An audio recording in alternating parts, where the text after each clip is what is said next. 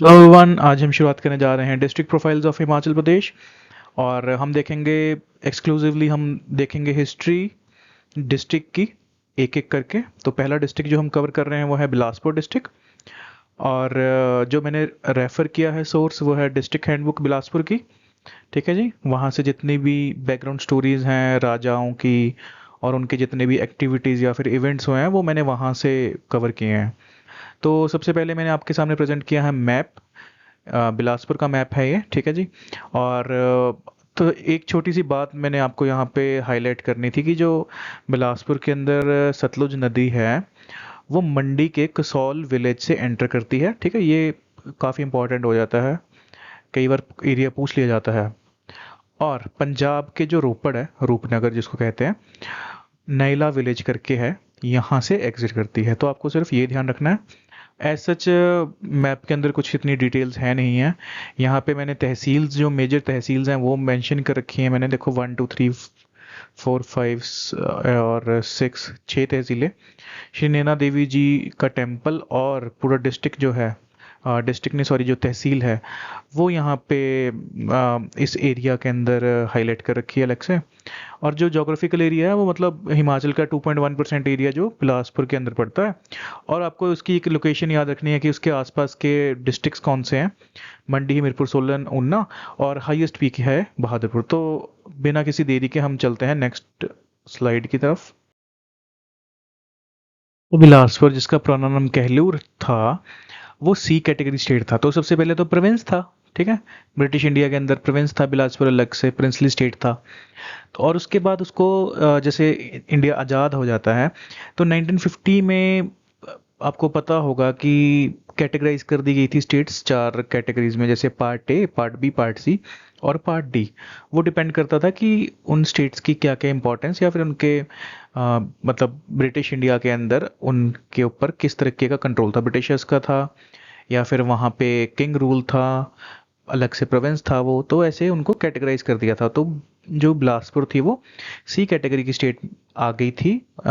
उसके अंडर आती थी। हिमाचल भी इस कैटेगरी सी के अंदर ही आता था। और ये मर्ज कर दिया था हिमाचल के अंदर 1 जुलाई 1954 एज फिफ्थ डिस्ट्रिक्ट। तो पांचवें डिस्ट्रिक्ट के तौर पे 1954 में बिलासपुर को मर्ज कर दिया था हिमाचल में। तो और पुराने जो 4 डिस्ट्रिक्ट थे वो हैं सिरमौर, चंबा, सुकेत और महासू। महासू जो कि 26 शिमला हिली स्टेट्स के साथ के एक मर्जर से बना हुआ डिस्ट्रिक्ट था। और पंजाब हिली एरियाज आ जाते थे सिरमौर, चंबा और सुकेत। फिर सुकेत में से अब आगे जाके मंडी को निकाल दिया जाता है, कार्व आउट कर दिया जाता है। और ऐसे ही महासू में से चीनी तहसील काट कर किन्नौर को बना दिया जाता है। तो हमें ये याद रखना है कि 1 जुलाई 1954 फिफ्थ डिस्ट्रिक्ट बना था बिलासपुर, जब इसको हिमाचल में मर्ज कर दिया गया था। ये तहसील से सच इंपॉर्टेंट नहीं है आपको याद करने के लिए, डायरेक्ट क्वेश्चन नहीं आता यहाँ से कभी भी। और 7 तहसीलें दे रखी हैं यहाँ पे। वैसे as such in the present time 11 तहसीलें हो चुकी हैं इसकी, बिलासपुर की। और सबसे इम्पोर्टेंट है कि यहाँ का जो जोग्राफिकल एरियाज़ है वहाँ पे 7 पहाड़ियों का मेंशन होता है। 7 जो धार जिसको कहते हैं, माउंटेन्स या फिर पहाड़ियाँ, छोटी पीक्स। तो ये इम्पोर्टेंट है। यहाँ से कई बार पूछ लिया जाता है कि जैसे नैना देवी हिल है, ये कहाँ पर पड़ते हैं, या कोट के हिल है, झंझार हिल है। तो आपको ये 7 हिल्स का जो नेम्स हैं वो थोड़े आपके जहन में रहने चाहिए, ठीक है। और यहाँ पे कौन कौन से जो फोर्ट बने हैं वो भी मैंने यहाँ पे मेंशन किए। एज सच बाय हार्ट आपको याद नहीं करना, बस एक बार नज़र मार लीजिएगा। एज सच क्वेश्चन नहीं बनते यहाँ से। बस कई बार ये जैसे बहादुरपुर हिल है, ये तो आपको आपने माउंटेन्स वाली वीडियोस में पढ़ ही लिया है, डिस्ट्रिक्ट की कौन सी सबसे बड़ी पीक्स हैं, ठीक है। ऐसे ही नैना देवी हिल है, अगर क्वेश्चन आ जाता है कि नैना देवी हिल पे कोट कहलूर फोर्ट कहाँ बन रखा है, तो आपको ये पता होना चाहिए कि नैना देवी हिल के ऊपर वो बन रखा है, ठीक है। फतेहपुर फोर्ट, ये इंपॉर्टेंट फोर्ट है हिस्ट्री के अंदर। टेम्पल ऑफ पीर भयानू हडम्बा देवी है ना। तो ये रतनपुर फोर्ट आ गया जैसे कि।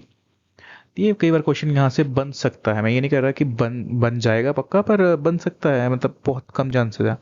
तो अब हम डायरेक्टली चलते हैं हिस्ट्री की तरफ। तो बिलासपुर के सबसे पहले राजा जिनका नाम है बीरचंद, उनके बारे में बात कर लेते हैं। तो बीरचंद जो थे वो थे चंदेल राजपूत फैमिली से, ठीक है। इनके बाद जो वंश चलेगा इनका वो देखो सब चंद आएगा, जितने भी राजा हैं उनके सरनेम के अंदर चंद आएगा। तो पूछा जाता है कि कौन सी फैमिली से बिलोंग करते थे जो फाउंडर थे बिलासपुर के। तो चंदेल राजपूत फैमिली, जो कि चंदेरी बुंदेलखंड मध्य प्रदेश से आए थे, ठीक है। ये उनका ओरिजिन है। तो यहाँ से वो बिलोंग करते थे बेसिकली। और फाउंडर हैं ये कहलूर के। तो ये काफ़ी इंपॉर्टेंट सन है 697। काफ़ी सारे क्वेश्चंस के अंदर ये पूछा गया है कि कौन से ईयर के अंदर बीरचंद ने स्थापना की थी कहलूर की, ठीक है। तो फिर उन्होंने गोडेस नैना देवी का जो टेम्पल है वो बनवाया। और जो नेबरिंग स्टेट्स थी 12 ठुकराइयाँ, तो उनको भी इन्होंने जीता था। तो बेसिकली जो 12 ठकुराइयाँ हैं ये शिमला हिली स्टेट्स थी। और यहाँ पे 12 ठकुराइयों पे जिसका राज हो जाता था तो एक तरीके से वो एक सुप्रीम पावर बन जाता था। तो ये बहुत मुश्किल काम था, इतने बड़े एरियाज और 12 स्टेट्स को जीतना। तो इन्होंने सबसे पहले बीरचंद ने 12 ठुकराइयाँ जीती थी। तो इसके पीछे बीरचंद जो फाउंड करते हैं बिलासपुर को, और उसके बाद गॉडेस नैना देवी का जो टेम्पल है वो कैसे फाउंड होता है, तो इसके पीछे दो स्टोरीज हैं। वो पेपर के अंदर तो नहीं आएंगी, पर आप उसको वैसे समझ लीजिए ताकि बैकग्राउंड के अंदर एक स्टोरी लाइन क्रिएट करने के लिए मैं आपको बता देता हूँ स्टोरीज वो। तो राजा बीरचंद की कहानी शुरुआत होती है मध्य प्रदेश से।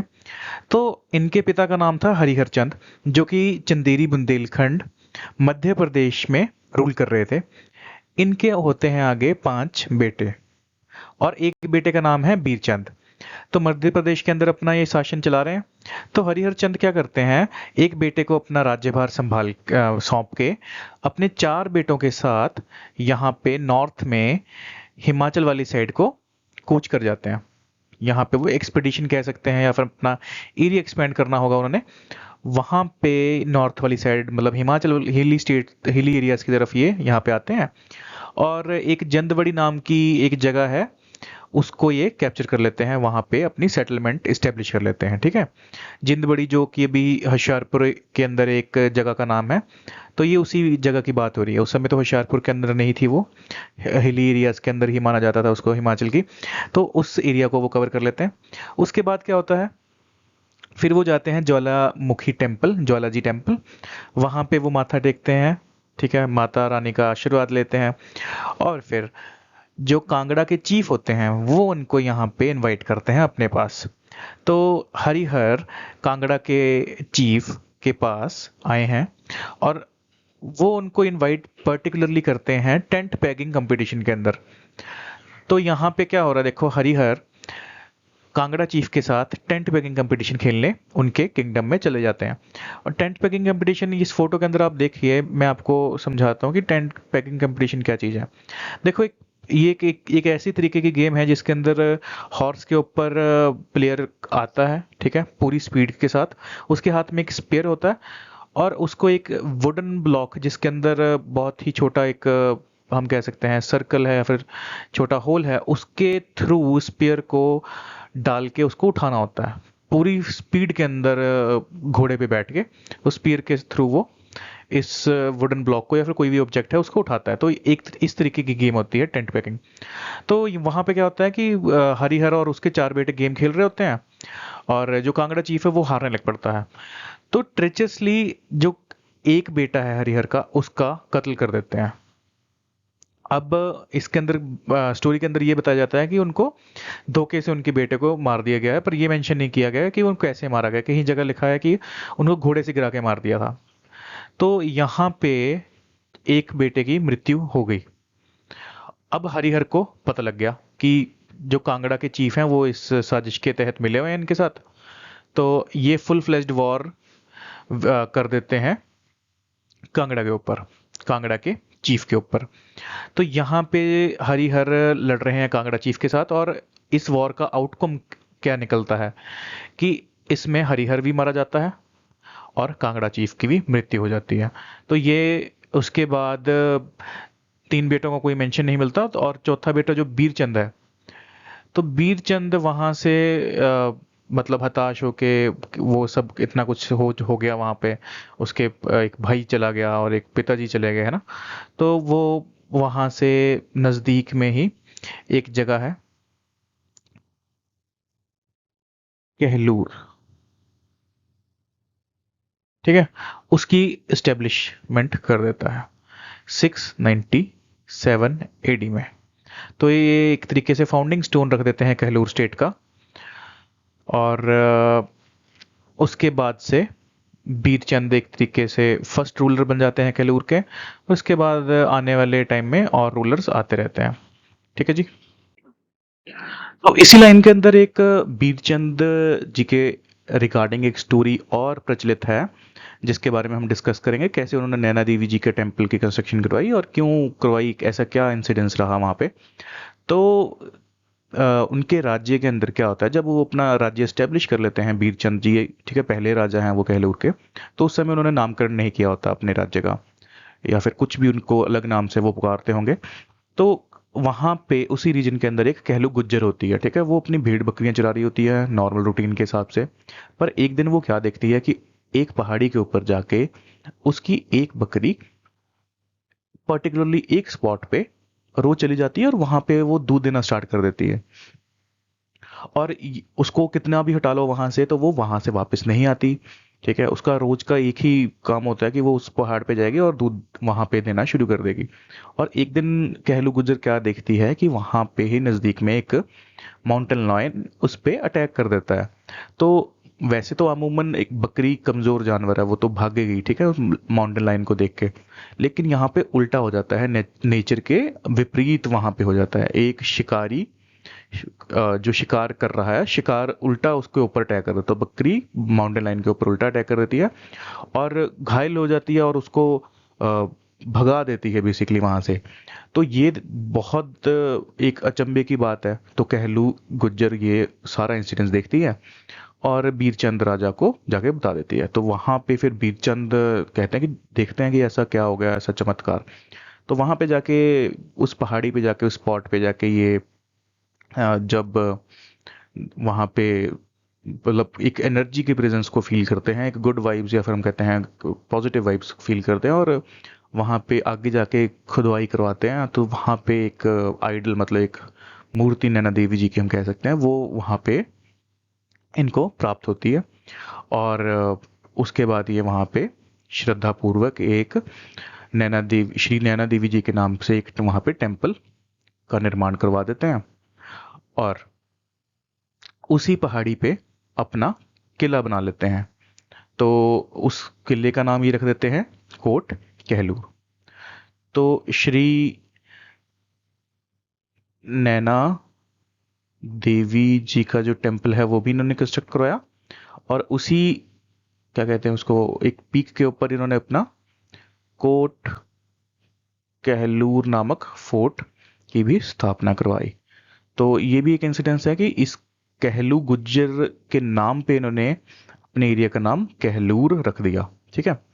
तो ऐसा स्टोरी तो कोई नहीं पूछेगा आपसे, क्योंकि ये मान्यताएं हैं, ठीक है, श्रद्धा होती है लोगों की पुरानी कहानियों पे। हम उसको माइथोलॉजी नहीं कहेंगे, माइथोलॉजी का तो मतलब मिथ हो गया ना, तो हम मान्यताएं कह देंगे।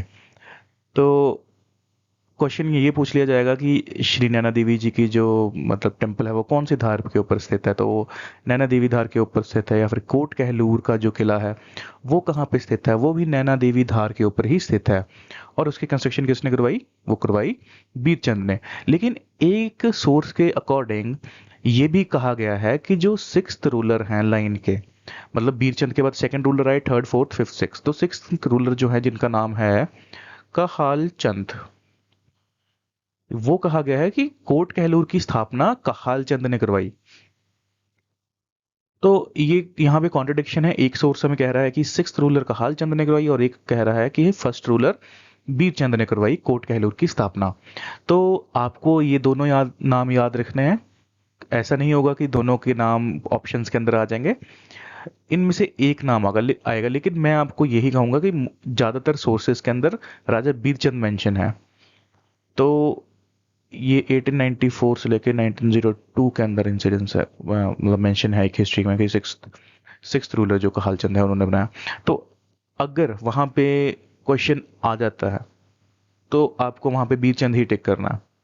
मोस्टली मैंने प्रीवियस ईयर चेक किया है तो वहाँ पे ये जो जिक्र है कोट कहलूर का फोर्ट की कंस्ट्रक्शन का, वो बीरचंद ही वहाँ पे सही ऑप्शन होता है। पर फिर भी आपको मैंने एक सोर्स की रेफरेंस यहाँ पे प्रोवाइड करवा दी है। तो हमने राजा बीरचंद के बारे में बात की और देखा कि कौन कौन सी उनके साथ कहानियाँ जुड़ी हैं, तो वो भी हमने पढ़ी। अब इनके बाद काफ़ी सारे किंग्स आते हैं बीच में, उनका नाम मेंशन है पर उनकी कार्यकाल में क्या क्या चीज़ें घटित हुई वो मेंशन नहीं है, तो वो इम्पोर्टेंट नहीं है उनके नाम याद रखना। पर उसके बाद हम देखते हैं कि अजीत चंद आते हैं।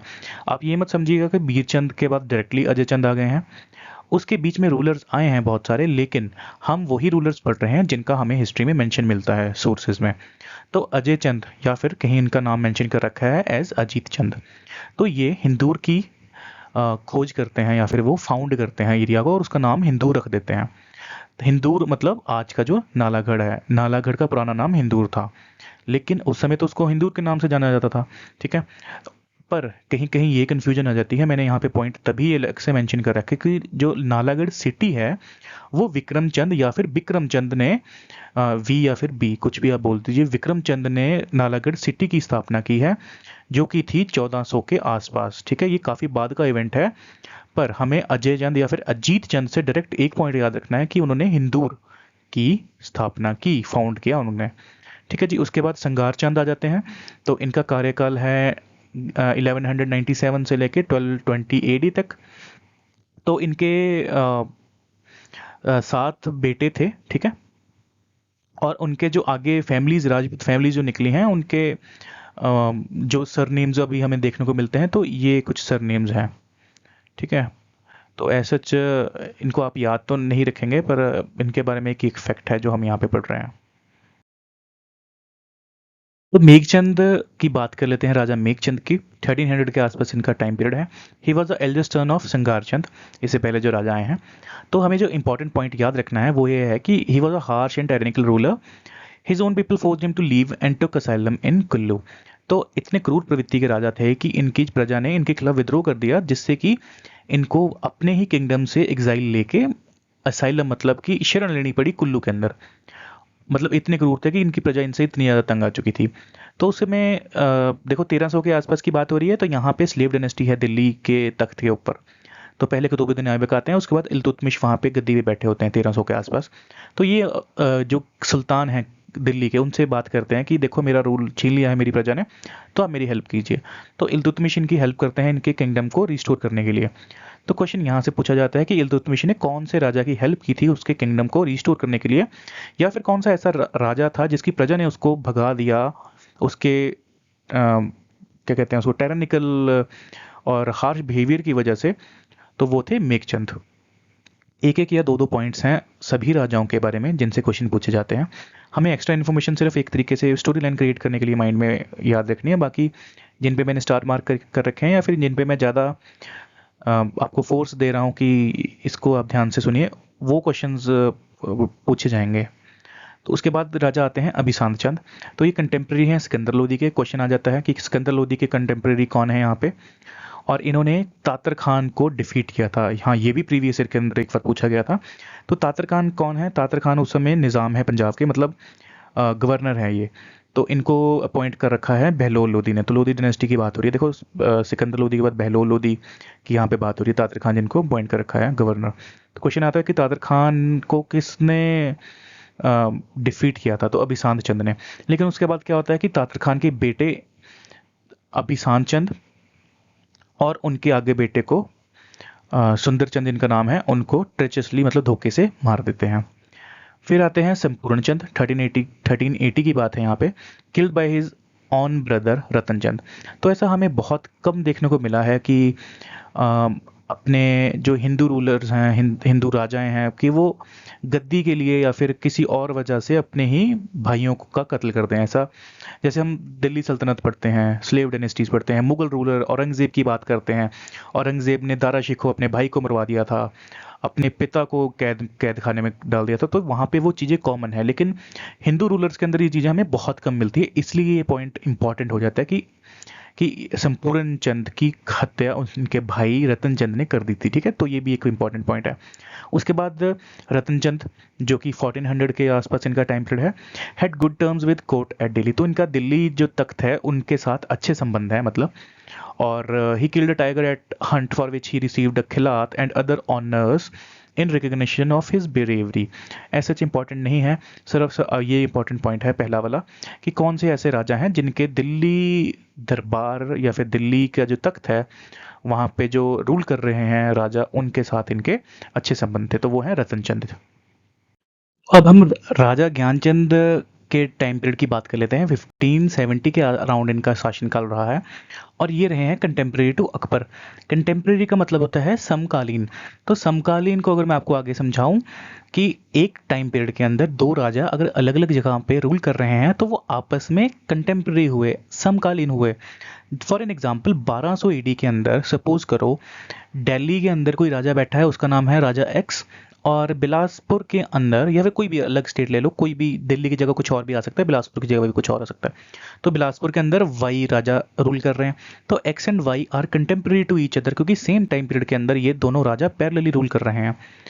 तो क्वेश्चन पूछ लेते हैं कि अकबर के कंटेम्प्रेरी कौन से राजा थे बिलासपुर के। देन ओवरबियरिंग नेचर था इनका स्मॉलर स्टेट्स की तरफ, मतलब कि ओवर पावर करना उनको, हार्श बिहेवियर, अच्छे से उनके साथ डील नहीं करना। तो इनकी वजह से जो आसपास के जो राज्य थे उन्होंने शिकायत इनकी की ज्ञानचंद की गवर्नर ऑफ सरहिंद के। तो उन्होंने, गवर्नर जो थे उन्होंने ज्ञानचंद को कर लिया अरेस्ट।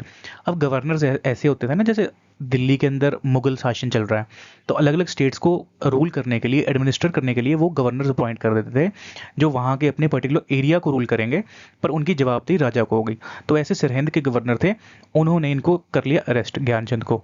अब ज्ञानचंद की जो पर्सनैलिटी थी उनसे इम्प्रेस हो गए गवर्नर, तो इन्होंने इनको एक तरीके से ऑफर किया कि आप इस्लाम को कबूल कर लीजिए और मैं अपनी बेटी का हाथ आपके हाथों में दे दूंगा, मतलब मेरी बेटी की शादी मैं आपसे करवा दूंगा।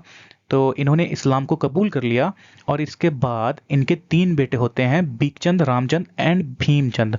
इसमें से आपको ये याद रखना है कि जो रामचंद एंड भीमचंद हैं इन्होंने इस्लाम को कबूल किया और बीकचंद है इन्होंने इस्लाम को एक्सेप्ट नहीं किया था।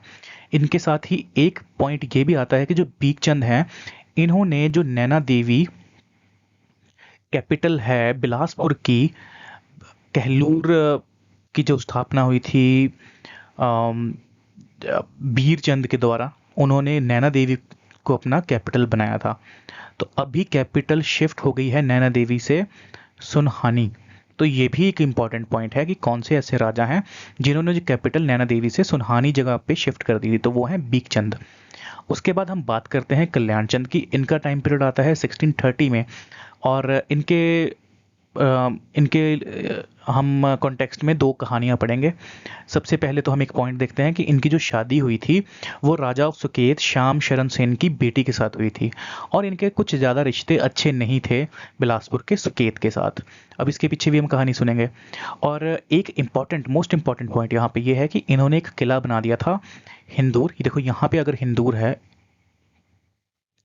और यहाँ पे है कहलूर।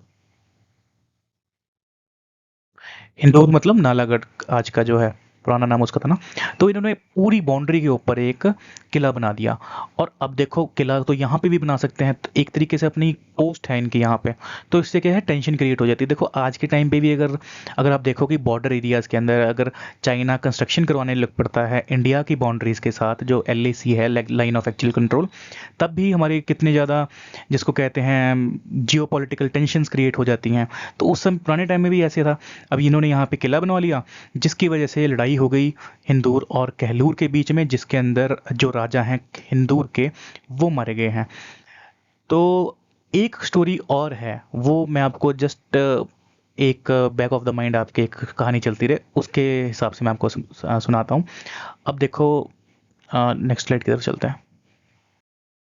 तो एक स्टोरी जो हम पढ़ेंगे वो है कल्याण चंद के जो डिक्लाइन का कारण बनी, वो स्टोरी हम पढ़ेंगे। अब ये हैं देखो कल्याण चंद और ये हैं इनकी क्वीन। अब क्वीन जो है इनकी जो वाइफ है उनके पिता का नाम क्या है, श्याम शरण सेन। श्याम शरण सेन जो कि सुकेत के राजा हैं। तो उनके बीच में आपस में इतनी ज़्यादा वैसे भी नहीं बनती। तो किंग और क्वीन आपस में एक बार चेस खेल रहे होते हैं, ठीक है, और पीछे म्यूजिशियंस जो हैं वो एक तरीके से कोई गीत गा रहे हैं, उसके अंदर वो राजा कल्याण चंद की के बारे में बात कर रहे हैं कि वो तो सात धार जो हैं उनके किंग हैं, ठीक है, कि उन्होंने तो जो सात पहाड़ियां हैं, जो सात माउंटेन्स हैं, उनको जीत रखा है। अब इसी के बीच में क्या होता है कि जो रानी है वो पॉइंट आउट करके कहती हैं कि इनमें से जो सात धार हैं, इनमें से एक जो धार है वो मेरे पिता ने भी जीत रखी है, जो कि सुकेत के राजा श्याम सेन की बात हो रही है यहाँ पे, कि मेरे पिता ने भी एक धार जीत रखी है। तो इसके इनके बीच में ऐसे कॉन्फ्लिक्ट हो जाती है, और बात इतनी आगे बढ़ जाती है कि जो राजा हैं वो चेस बोर्ड से रानी को हिट कर देते हैं, जिससे कि उनको ब्लीडिंग शुरू हो जाती है, खून निकलने लग पड़ता है। अब इस इंसिडेंस के बाद जो रानी है वो अपने पिता को कहते हैं कि उसी खून से लेटर लिखती है और बताती है अपनी सिचुएशन को कि मेरे साथ ऐसे ऐसे इन्होंने वायलेंस की है। इसके बाद इनके जो पिता हैं, जिनका नाम है राजा श्याम शरण सेन, वो वॉर वेज कर देते हैं, लड़ाई कर लेते हैं कहलूर के राजा जो उस समय हैं कल्याण चंद। तो यहाँ पे कल्याण चंद वर्सेस श्याम सेन, एक तरीके से श्याम सेन जो है वो कल्याण चंद के फादर इन लॉ हैं।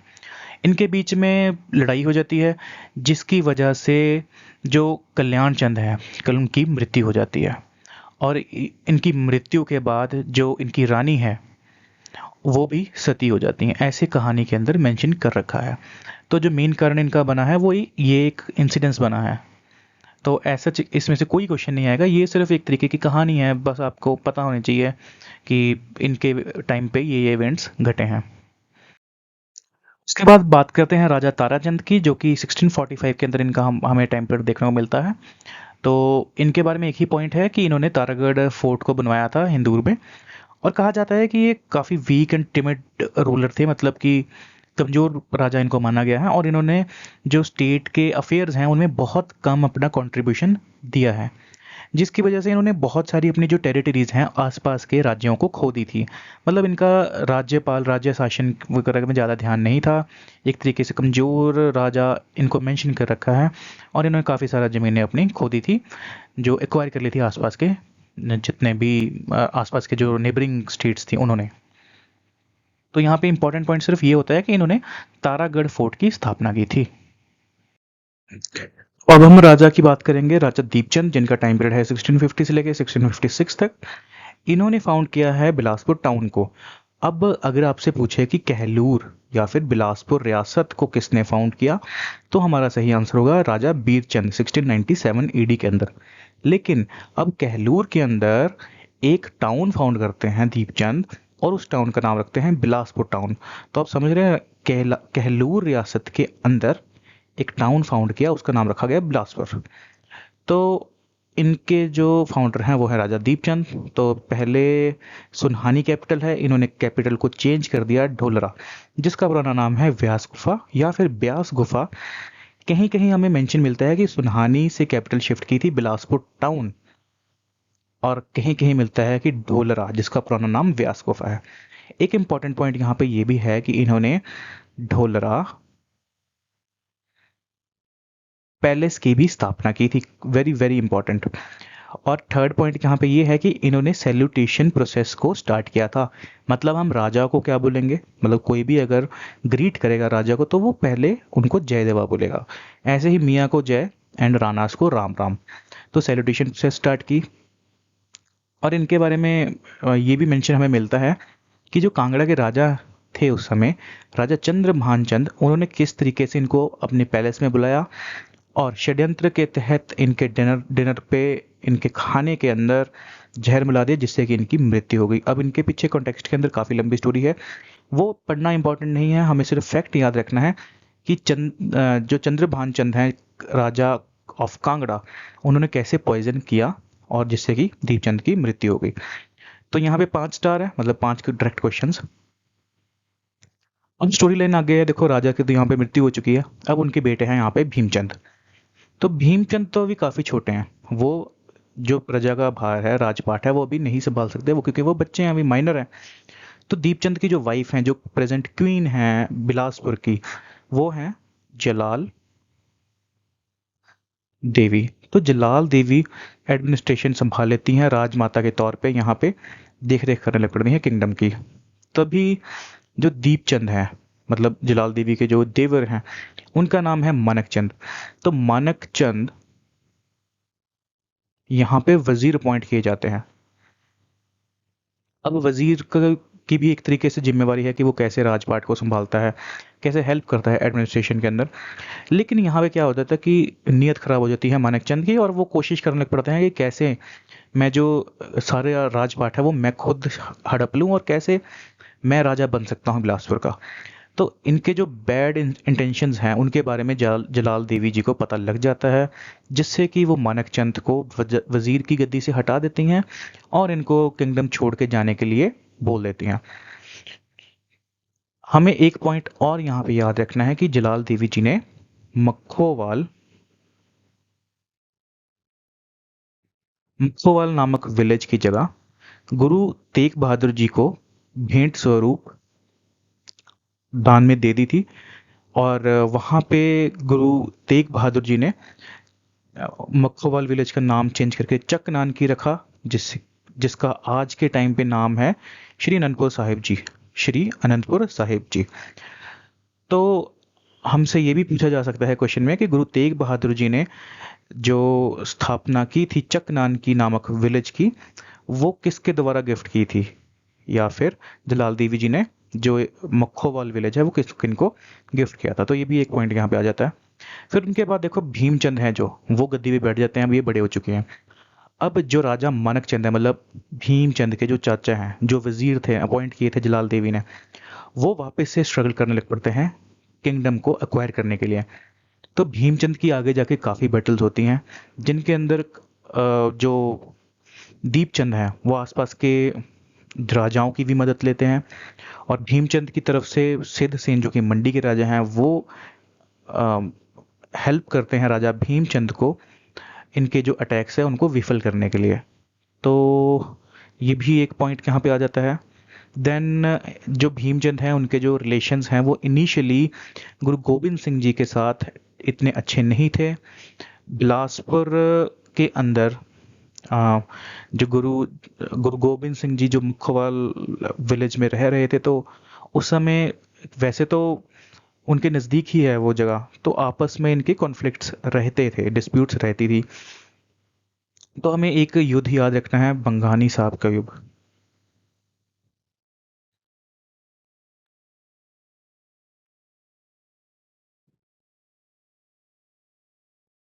तो बंगानी साहब का युद्ध होता है 1686 के अंदर। अगर आपको डिटेल जाननी है इसकी, तो आप एक वीडियो रेफर कर सकते हैं जिसके अंदर हमने सिख गुरुज का जो इम्पैक्ट है, Sikh gurus and Britishers in Himachal Pradesh, उनके बारे में हमने डिटेल के अंदर बात की है। और ये सभी बैटल्स का वहाँ पे हमने कहानी के रूप में एक पूरा कॉन्टेक्स्ट बना के वहाँ पे ये इन बैटल्स का वहाँ पे हमने डिस्कशन किया है। तो हमें सिर्फ ये याद रखना है कि गुरु गोबिंद सिंह जी और भीमचंद के बीच में एक बैटल होती है। तो बैटल का नाम है भंगानी साहब का युद्ध। और इसके अंदर भीमचंद की तरफ से फतेह चंद और हरिचंद, जो अलग रियासतों के राजा हैं, वो भी पार्टिसिपेट करते हैं, जिसमें कि गुरु गोबिंद सिंह जी जीत जाते हैं और भीमचंद यहाँ पे हार जाता है। और उसके बाद बैटल ऑफ नदौन होती है।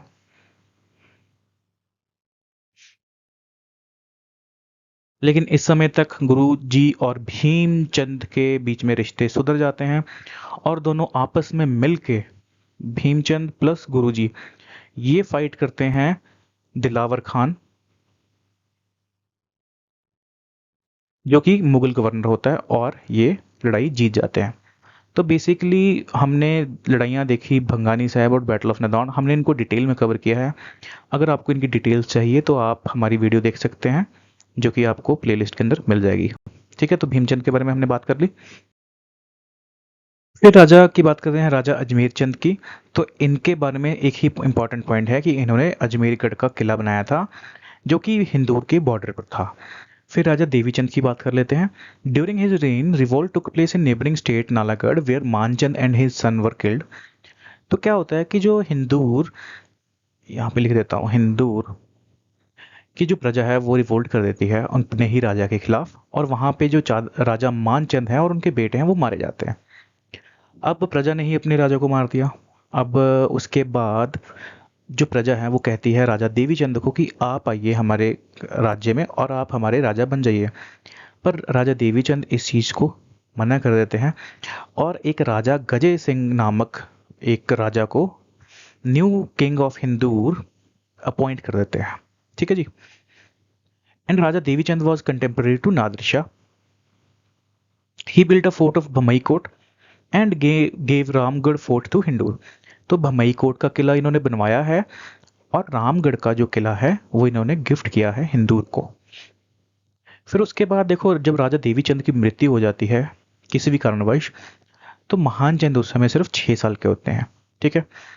तो उनके, अब वो तो माइनर हैं, तो अब उनकी एब्सेंस के अंदर, एक प्रॉपर राजा की एब्सेंस के अंदर जो जितना भी राज्यभार है वो कौन संभालते हैं? रामू वजीर, जो कि बहुत ही ज़्यादा लॉयल हैं अपने किंगडम के लिए, वो संभालते हैं गद्दी। इनके बारे में काफ़ी जिक्र आता है, काफ़ी स्टोरीज भी प्रचलित हैं, पर यहाँ पे हम सिर्फ ये बात करेंगे कि रामू वजीर ने एडमिनिस्ट्रेशन संभाला था जब राजा देवीचंद की मृत्यु हो गई थी, और राजा महानचंद उस समय सिर्फ 6 साल के थे। संसार चंद, अब देखो 1795 के अंदर, अब 1785 के अंदर महानचंद जो हैं वो 6 साल के हैं, तो 1795 के अंदर वो हो गए 16 साल के। तो अभी भी इतने मेच्योर नहीं हुए हैं। तो उस दौरान महानचंद जो राजा हैं उनके ऊपर अटैक कर देते हैं राजा संसार चंद ऑफ कांगड़ा, और वो चौकी हथवार का जो एरिया है वो ऑक्यूपाई कर लेते हैं, और झंझियार धार पर एक किला बना देते हैं बिलासपुर टेरिटरी के अंदर, उसको नाम देते हैं छत्तीपुर। तो छत्तीपुर फोर्ट, ठीक है, ये भी इंपॉर्टेंट क्वेश्चन है।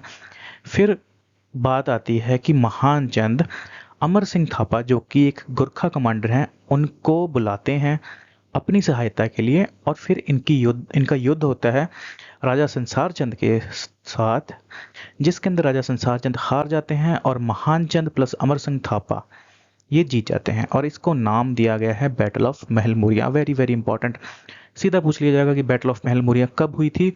1805 में हुई थी। किस किस के बीच में हुई थी? देखो, अब इसके बाद क्या होता है, बैटल ऑफ महल मुरिया के बाद ज्वालामुखी पैक्ट होता है, जिसके अंदर संसार चंद है वो राजा रंजीत सिंह जी के साथ एक पैक्ट साइन करते हैं, जिसमें कि राजा रंजीत सिंह जी संसार चंद की हेल्प करते हैं अमर सिंह थापा को हराने के अंदर। तो ये जो चीज़ है ये संसार चंद से रिलेटेड है, ये हम पढ़ेंगे कांगड़ा डिस्ट्रिक्ट के अंदर, और हमने इनको कवर किया है सिख एंड ब्रिटिश वाली वीडियो, जो कि है Sikh and Britishers in Himachal Pradesh. ठीक है जी। फिर इसके बाद जो ब्रिटिश कंट्रोल है वो स्टार्ट हो जाता है, तो यहाँ पे ब्रिटिशर्स का आगमन हो चुका है। देखिए 1785 के आगे इन्फ्लुएंस रहेगा ब्रिटिशर्स का। खड़कचंद, जैसे इनका नाम है वैसे ही इनके काम है यहाँ पे। 1824 से लेकर 1839 तक इनका टेन्योर रहता है। तो कलयुग बोला गया है खड़कचंद के शासन को, और darkest page in Bilaspur history. तो क्या था कि ये राजा जो हैं ये अपने ही भोग विलास में लगे रहे, प्रजा के लिए कुछ नहीं किया। एडमिनिस्ट्रेशन जो चला रहे थे मंत्री, उनको सौंप दिया अपना राजपाट, कुछ नहीं देखा, कुछ अपना जिम्मेवारी नहीं शो की, जिससे कि जितने भी पॉलिटिकल मैटर्स थे वो राइज हो गए। ठीक है, वहाँ पे केओस मच गई और सिविल वॉर एक तरीके से स्टार्ट हो गई।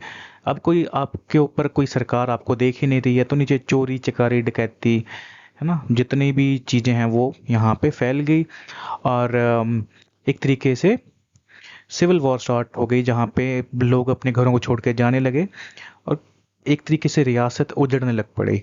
ठीक है। तो ये सब देखते हुए जो राजा जगत चंद हैं, राजा नहीं मियाँ जगत चंद हैं, तो जगत चंद इनके अंकल हैं एक तरीके से, इनके इन्हीं के खानदान से, जो जैसे समझ लो, सपोज करो ये किंग है, इनके आगे भाई हैं, तो किंग के आगे इनका बेटा का राजा बन जाएगा नेक्स्ट। ठीक है। लेकिन ये जो इनके भाई हैं राजा के, इनको भी कुछ ना कुछ उपाधि दे दी जाएगी मियाँ की, या फिर इनको एक तरीके से रॉयल फैमिली से ही बिलोंग करते हैं, लेकिन इनको राजा नहीं बोलेंगे, इनको मियाँ या फिर कोई इंपॉर्टेंट पोस्ट दे दी जाती थी दरबार के अंदर ही। तो जो राजा जगत चंद हैं इनके अंकल हैं, इन्होंने रिवोल्ट कर दिया कि प्रजा के आपने बुरी हालत कर रखी है, तो जो जो भी सत्ता है ये अब सही हाथों में जानी चाहिए, तो मैं आपके खिलाफ विद्रोह करता हूँ। तो हमें सबसे इंपॉर्टेंट पॉइंट यहाँ पे ये पूछा जाएगा कि कलयुग किसको कहा गया है बिलासपुर हिस्ट्री के अंदर, या फिर डार्केस्ट पेज किसका है। तो खड़गचंद है जो, इनका आगे कोई बेटा नहीं हुआ या बेटी नहीं हुई, उसके बाद ये चाइल्डलेस ही चले गए। फिर जगत चंद की बात आती है। वन ऑफ द टू रानीज ऑफ Khadagchand was pregnant when her husband died and gave birth to a son at her parental house, that is Sirmaur. तो जब खड़गचंद की मृत्यु होगी तो उनकी जो दो रानी थी उसमें से एक रानी उस समय कंसीव कर चुके थे, मतलब वो प्रेग्नेंट थे, एंड वो एक बेटे को जन्म देते हैं अपने घर पे सिरमौर, रियासत के अंदर। फिर उस समय देखो जगत चंद गद्दी संभाल चुके हैं, ठीक है जी। तो जो रानी है वो वापस आ जाती है बिलासपुर आसपास के लोकल राजाओं को लेके, और अपने बेटे को मतलब उसका थ्रोन जो अब खड़गचंद के जो बेटे हैं वो कहती हैं कि मेरा बेटा अब इस गद्दी का वारिस है, तो आप उसको राजा बनाइए।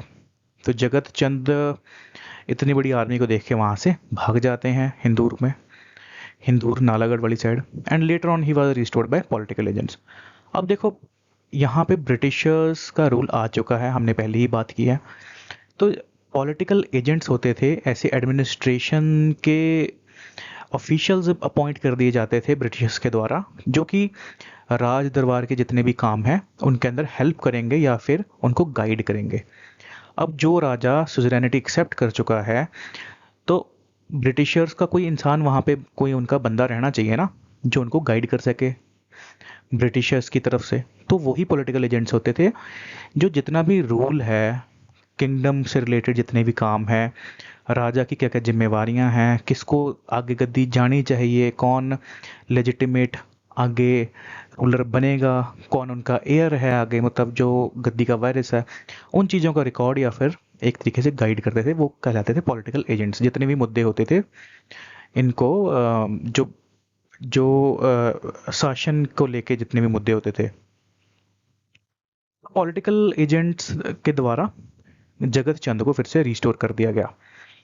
देन कम्स द राजा हीरा चंद, और ये इनका टाइम पीरियड है 1857 से लेके 1882 तक, और इनको माना गया है गोल्डन एरा। तो ये देखो दो चीज़ें याद रखो, गोल्डन एरा है हीरा चंद का, जैसे इनका नाम है, और खड़गचंद का माना गया है कलयुग। तो इन्होंने सपोर्ट किया था 1857, जो कि फर्स्ट वॉर ऑफ इंडिपेंडेंस है ना। कोई बोलता है फर्स्ट वॉर ऑफ म्यूटिनी, फिर फर्स्ट वॉर ऑफ इंडिपेंडेंस, तो हम तो उसको फर्स्ट वॉर ऑफ इंडिपेंडेंस ही बोलेंगे। तो 1857 का जो युद्ध था, इसके अंदर हीरा चंद ने सपोर्ट किया था ब्रिटिशर्स को, और इन्होंने लैंड रिफॉर्म्स करवाए थे कि जो टैक्स होगा वो हम कुछ फॉर्म, जैसे कैश की फॉर्म में भी लेंगे, या फिर कुछ टैक्स जो है वो हम क्रॉप्स की फॉर्म में भी लेंगे। समझ लो फॉर एन एग्जाम्पल 50% यहाँ पे गलत है, आपको गलत लग रहा होगा कि जैसे 100 रुपया कमाया, तो जो भी वहाँ पे उस समय टैक्स है, समझ लो 50% टैक्स लगा रखा है गवर्नमेंट ने, तो उसमें से 25 जो है आधा वो हम कैश की फॉर्म में ले लेंगे, और 25 जो है वो हम क्रॉप्स या फिर फसल की फॉर्म में ले लेंगे। तो इस तरीके से लैंड रिफॉर्म्स क्रिएट किए गए, जिससे कि प्रजा के ऊपर थोड़ा कम भार पड़े। और 2 टैंक्स है पानी के, ये भी बनाए गए थे, जिनका नाम है जगत खाना एंड स्वात घाट। ये भी पूछ लिया जाता है कि ये जो 2 पानी के टैंक्स हैं ये किसके द्वारा बनाए गए थे, तो राजा हीरा चंद के द्वारा ये बनाए गए।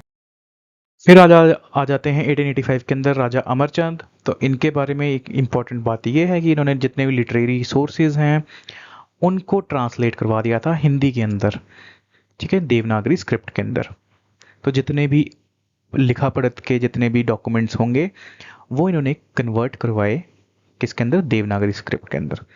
फिर राजा विजय चंद आ जाते हैं। देखो अब जरूरी नहीं है, मैं आपको बता दूं, यहाँ पे विजय लिखा है, बी लिखा है, तो कहीं कहीं इसको विजय भी लिखते हैं आ जाएगा, विजय, ऐसे विजय, या फिर विजय, तो कहीं विजय बोल दिया जाता है, कहीं विजय बोल दिया जाता है, तो इसके अंदर कंफ्यूज मत होइएगा, क्योंकि बिल्कुल इंटैक्ट फॉर्म में हमें हिस्ट्री नहीं मिलती। रिटन रिकॉर्ड्स अलग अलग फ्रेगमेंट से, अलग अलग बुक से हम हिस्ट्री को एक तरीके से कंपाइल करते हैं, सोर्सेज को, लेकिन अलग अलग सोर्सेज का मतलब है बहुत सारी इंफॉर्मेशन, एक ही कहानी के दो दो साइड्स, या फिर एक ही नाम के तीन तीन चार चार तरीके के नाम।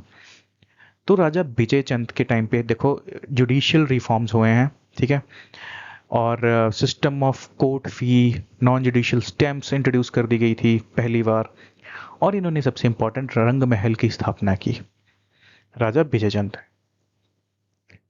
फिर राजा आनंद चंद आते हैं, इन्होंने अबॉलिश किया बेगार प्रथा को और चाइल्ड मैरिज एक्ट को। तो बेगार प्रथा तो वही होती थी ना, जैसे फोर्स्ड लेबर, एक तरीके से हम किसी को एक बंधुआ मजदूरी कह सकते हैं कि जबरदस्ती उससे काम करवाएंगे बहुत ही कम अमाउंट ऑफ पैसे में, या फिर पैसे देंगे ही नहीं। तो एक तरीके से बगार की प्रथा थी ये। तो हम कह नहीं देते जैसे कि यार बगार पड़ गई मेरे को, तो है ना, तो ये वर्ड वहां से ही आया है, बेगार प्रथा से। तो इन्होंने उसको अबॉलिश किया और चाइल्ड मैरिज को भी अबॉलिश किया। Signed instrument of accession to join India. तो उस समय जितनी भी प्रिंसली स्टेट्स थी वो ज्वाइन हो रही थी इंडिया में, ठीक है, देश आज़ाद होने के बाद। तो एक ये इंस्ट्रूमेंट ऑफ एक्सेशन जैसे एक डॉक्यूमेंटेड पेज होता था जिसके ऊपर साइन करना होता था हमें, किसी राजा को, कि हाँ हम इंडिया के साथ मर्ज होना चाहते हैं। तो इंस्ट्रूमेंट ऑफ एक्सेशन इन्होंने साइन किया था, मतलब इंडिया के साथ जुड़ना चाहते थे। Then Bilaspur came under was made part C state on 15 August 1948। तो सबसे पहली बात हमने ये यहाँ पे स्टार्टिंग में वीडियो की बात की थी कि पार्ट सी स्टेट बना दिया गया था इसको 15 अगस्त 1948 को, और first chief commissioner very very important Anand Chand बने थे।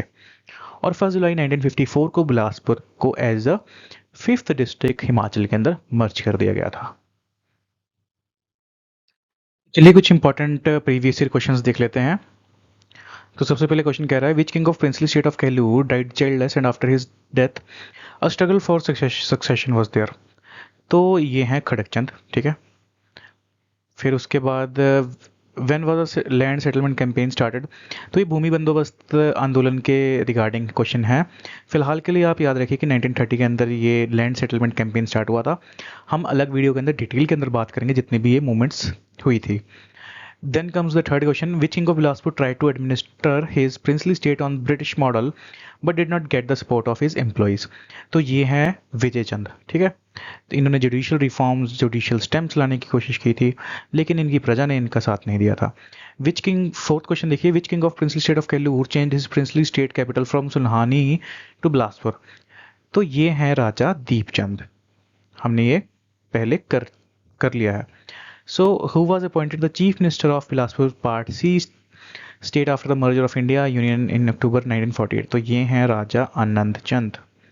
अब देखो जल्दी जल्दी के अंदर हम क्वेश्चन को पढ़ें तो हम यहाँ पे एनसी महतो को टिक कर देंगे, लेकिन यहाँ भी हिमाचल प्रदेश की बात नहीं, और यहाँ पे कहलूर रियासत की बात हो रही है जो कि अलग प्रिंसली स्टेट थी उस समय, ठीक है। 6th क्वेश्चन देखिए, which king of princely state of Bilaspur started taking some part of land tax in case and some in cash and some part and some in form of produce मतलब यहाँ पे crops की बात हो रही है, जो फसल की बात हो रही है।